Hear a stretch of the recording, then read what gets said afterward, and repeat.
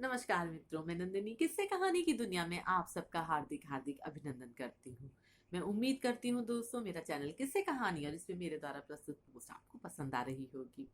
दोस्तों, जैसा कि हम सब जानते हैं, हम कमायनी की श्रृंखला पर काम कर रहे हैं और हमारा श्रद्धा सर्ग चल रहा है। और श्रद्धा सर्ग का वो दौर चल रहा है जब श्रद्धा मनु को ये समझा रही है कि जो भी दुख बीता है, जो भी प्रलय आई है, उससे घबराकर तुम दुनिया से मुंह ना मोड़ो, वैराग्य न धारण करो, क्योंकि अंततः कर्म ही है जो तुम्हें दुख से सुख की ओर लेकर के जाएगा और यही जीवन है।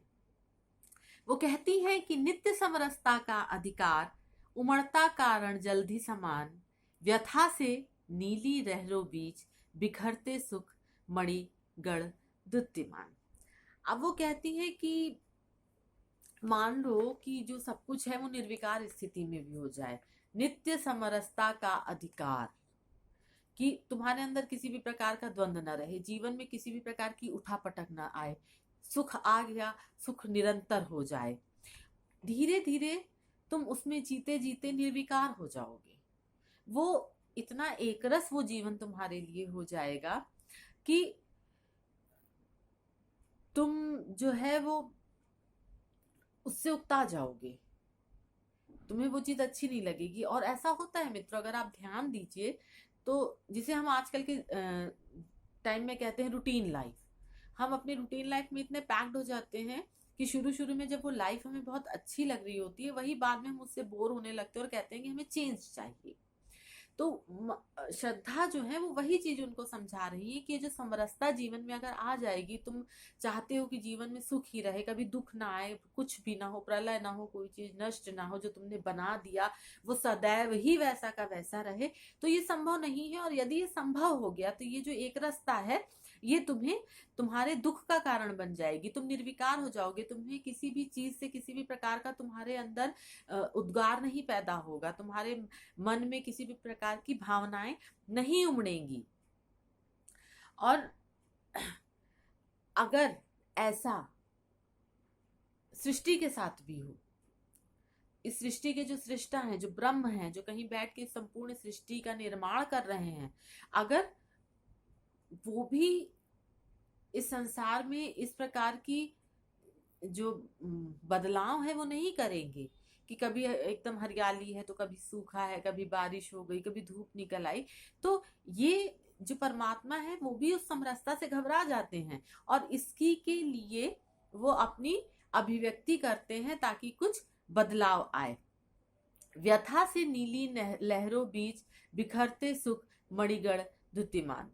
और वो कहता है कि जैसे वो समझाती है कि जैसे जो एक शांत समुद्र होता है, वहां पे जब हवा चलती है तो वहां पवन की प्रेरणा से जब लहरें खूब तेज इधर से उधर उठना शुरू होती हैं, तो पानी के अंदर की जो मणियां होती हैं वो हमें चमक चमक के अपनी झलक दिखलाना शुरू कर देती हैं।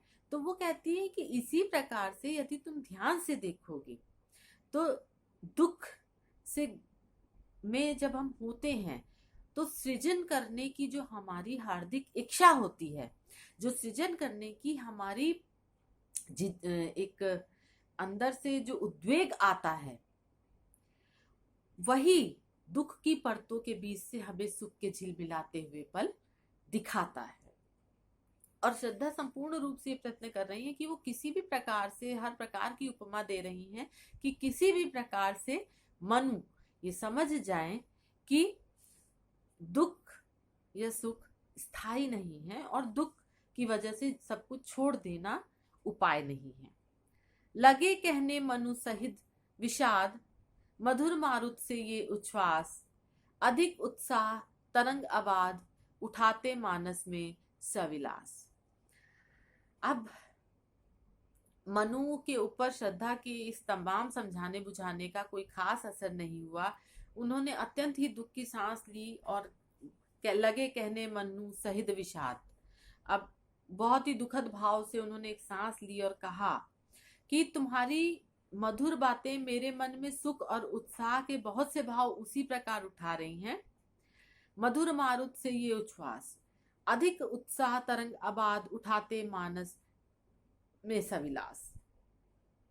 अब मनु कहते हैं कि तुम्हारी जो बातें हैं वो मुझे बड़ी मधुर लग रही हैं और मेरे मन में सुख और उत्साह के बहुत से जो भावनाएं हैं, जो विचारधाराएं हैं, वो हिलोरे मार रही हैं, वो उठ रही हैं।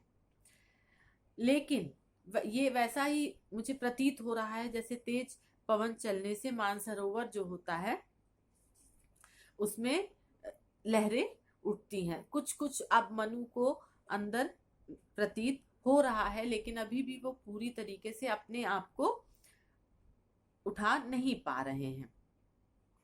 किंतु जीवन कितना निरुपाय, लिया है देख नहीं संदेह, निराशा है जिसका परिणाम सफलता का वह कल्पित गेह।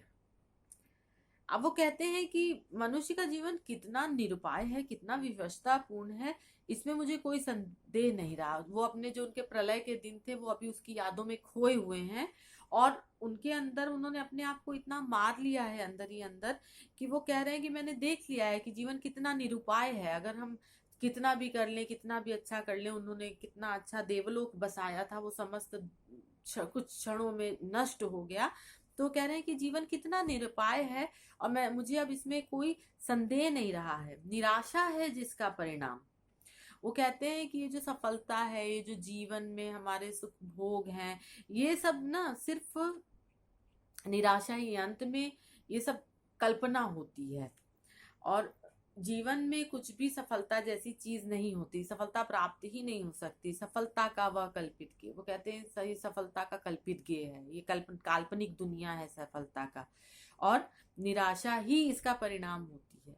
मतलब इतना श्रद्धा के समझाने के बाद भी उनको ये नहीं समझ में आ रहा है, उनको यही लग रहा है कि जीवन निरुपाय है और सारे कर्म व्यर्थ हैं। कहा आगंतुक ने ससने, अरे तुम इतने हुए अधीर, हार बैठे जीवन का दांव, जीतते मरकर जिसको वीर। अब आगंतुक मतलब जो मिलने आया है, यहाँ पे आगंतुक श्रद्धा के लिए इस्तेमाल किया गया है और श्रद्धा जो है वो बड़े ही स्नेह में भर उठती है उनकी इस प्रकार की बातें सुनकर, बड़े स्नेह से कहती हैं, अरे तुम इतने अधूर, इतने व्याकुल, इतने परेशान हो गए हो, हार बैठे जीवन का दांव, और इतने घबरा गए हो कि तुमने जीवन में जो लड़ना चाहिए तुम वो भी नहीं कर रहे हो। जीतते मरकर जिसको वीर, तुम जीवन की वो चीज खो रहे हो जिसको वीर पुरुष जो होते हैं वो चाहे अपनी जान गंवा दे लेकिन लड़ना नहीं छोड़ते और मृत्यु की परवाह किए बगैर वो उस युद्ध क्षेत्र में, उस जीवन क्षेत्र में लगे रहते हैं और तुम उसी से हार मान रहे हो। तप नहीं केवल जीवन, सत्य करुण यह क्षणिक दीन अवसाद, तरल आकांक्षा से है भरा, सो रहा आशा का आह्लाद।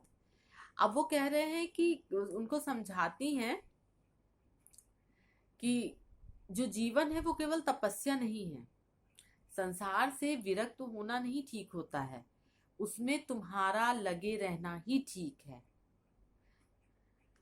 अब वो कहती है कि जीवन सत्य करुण या क्षणिक दीन अवसाद, मतलब ये जो दुख है ये क्षणिक होता है, ये थोड़ी देर के लिए उठता है, लेकिन यह एक अशुभ है। ये जो है वो तुम्हारे अंदर की जो इच्छाएं हैं उनको कहीं ना कहीं मार देता है। तरल आकांक्षा से है भरा, सो रहा आशा का आह्लाद। अब वो कह रही है कि जीवन केवल तप नहीं होता है और जीवन में ये जो दुख आता है, ये जो शोक का भाव है, ये जो बीच बीच में उठता है, स्वाभाविक है लेकिन अशुभ है क्योंकि तुम्हें कर्म करने से रोक रहा है। तरल आकांक्षा से है भरा, सो रहा आशा का आह्लाद। तो कहती है कि तुम अपने अंदर झांक करके देखो, तुम्हारे हृदय में इच्छाएं भरी पड़ी हैं और वो पूर्ण आनंद देने वाली इच्छाएं हैं, वो आशाएं हैं। तुम उन्हें अपने अंदर से जागृत करो, अपने अंदर तुम आशावाद का उत्पन्न करो। सो रहा आशा का आह्लाद, तुम्हारे अंदर आशा सोई पड़ी है, तुम उसे जगाओ। तो तुमने तो उसे दबा दिया है, तुमने तुम्हारी जो वो एक मानसिक अवस्था है आशा की, तुमने उसे दबा दिया है, तुमने अपने आप को अवसाद और दुख में पूरी तरीके से डुबो दिया है और ये बहुत ही अशुभ लक्षण है। प्रकृति के यौवन का श्रृंगार करेंगे कभी न बासी फूल, मिलेंगे वे जाकर अति शीघ्र, आह उत्सुक है उनकी धूल। और वो कहते हैं कि जो समझाती हैं कि जो बालाएं होती हैं प्रकृति के यौवन का श्रृंगार, प्रकृति का यौवन से उनका मतलब है जो प्रकृति है उसमें बासी फूल या जो कन्याएं हैं युवतियां हैं उनका जो श्रृंगार होता है वो कभी भी बासी फूलों से नहीं होता है। उनको हमेशा स्वस्थ ताजे फूल ही से ही सजाया जाता है। और प्रकृति भी जो होती है, पेड़ पौधे भी जो होते हैं, अगर आप उसको देखें तो उसमें जो पुष्प हैं वो जब ताजे नए खिलते तभी अच्छे लगते हैं। सूखे मुरझाए फूल किसी को अच्छे नहीं लगते, लोग उन्हें काट कर या नोच करके किनारे कर देते हैं। और कहती है कि जो बासी पुष्प हैं उनका जो परिणाम है वो धूल में मिलना है। इसी प्रकार प्रकृति जो है उसको अपनी युवावस्था बनाए रखने के लिए ये आवश्यक है कि जिस भी वस्तु का उपयोग नहीं हो रहा है वो वो जो है वो धूल में मिल जाए, अर्थात वो नष्ट हो जाए और फिर नए तरीके से उत्पन्न हो। वो कहती हैं कि जिस वस्तु का उपयोग जो समाप्त हो गया उसको तुम सीने से चिपटा करके क्यों बैठे हो, तुम अपने अतीत को सीने से चिपटा करके क्यों बैठे हो, वो नष्ट होनी थी वो नष्ट हो गई। अब तुम परिवर्तन की ओर बढ़ो और इस समस्त संसार, इस समस्त प्रकृति में एक नवीनता लेकर के आओ। पुरातनता का यह निर्मुख सहन करती न प्रकृति पल एक, नित्य नूतनता का आनंद किए हैं परिवर्तन में टेक। अब वो कहती है कि ये जो प्रकृति है इसको पुरानी चीजें नहीं पसंद आती हैं। अगर आप प्रकृति को ध्यान से देखें, पीले पत्ते झड़ जाते हैं, बासी फूल झड़ जाते हैं, सूखी टहनियां गिर जाती हैं। प्रकृति का अपना एक नियम है, वो बासीपन एक पल के लिए भी बर्दाश्त नहीं करती है। जहां भी चीज अनुपयोगी हुई प्रकृति उसे स्वयमेव नष्ट कर देती है। मिट्टी का टीला ज्यादा ऊंचा हो जाएगा तो वो स्वयमेव धसक के नीचे आ जाएगा, वो उस ऊंचाई पर नहीं रह सकता। वो कहती है कि जब प्रकृति ही प्राचीनता जो होती है या जो उपयोगी वस्तु नहीं होती उसको सहन नहीं करती है तो तुम ये जिद लेकर के क्यों बैठे हो। नित्य नूतनता का आनंद किए है परिवर्तन में टेक। और कहती है कि जिसे तुम परिवर्तन कहते हो, जिसे तुम कहते हो कि प्रलय में सब नष्ट हो गया है, नष्ट नहीं हुआ है। वो नष्ट इसलिए हुआ है कि उसके अंदर कुछ नवीनता आए, कुछ नवीन उसके अंदर छुपा हुआ है, कुछ नवीन जीवन का आनंद उसके ऊपर छिपा हुआ है। प्रकृति जब स्वयं नहीं कुछ भी पुराना सहन करती, उसको नष्ट कर देती है, तो हम और तुम कौन होते हैं। मनुष्य वृद्ध होकर के मर जाता है, फिर शिशु बनकर जन्म लेता है, पुरानी वस्तु टूट जाती है, नई बन जाती है। दीदी जीवन में परिवर्तन ना हो तो संसार एकदम मतलब जीवन दुर्लभ हो जाएगा। आदमी उसी वृद्ध होता चला जाए, या संसार में शिशु ही ना हो, या शिशु हो तो वो शिशु ही रहे, मतलब कितना विचित्र जीवन हो जाएगा। इसलिए परिवर्तन संसार का नियम है और हमें उसका पालन करना चाहिए। तो मित्रों, ये श्रद्धा सर्ग का एक और भाग आपके सामने मैंने प्रस्तुत किया। उम्मीद करती हूँ आपको पसंद आया होगा। पसंद आए मेरे वीडियो के नीचे लाइक का बटन है, उसे क्लिक करें, शेयर करें अपने ज्यादा से ज्यादा मित्रों के साथ। मेरे साथ जुड़े रहने के लिए मेरे चैनल किस्से कहानी को सब्सक्राइब करें। हम और आप यहीं मिलेंगे दोस्तों किस्से कहानी की दुनिया में फिर से एक बार। तब तक के लिए नमस्कार।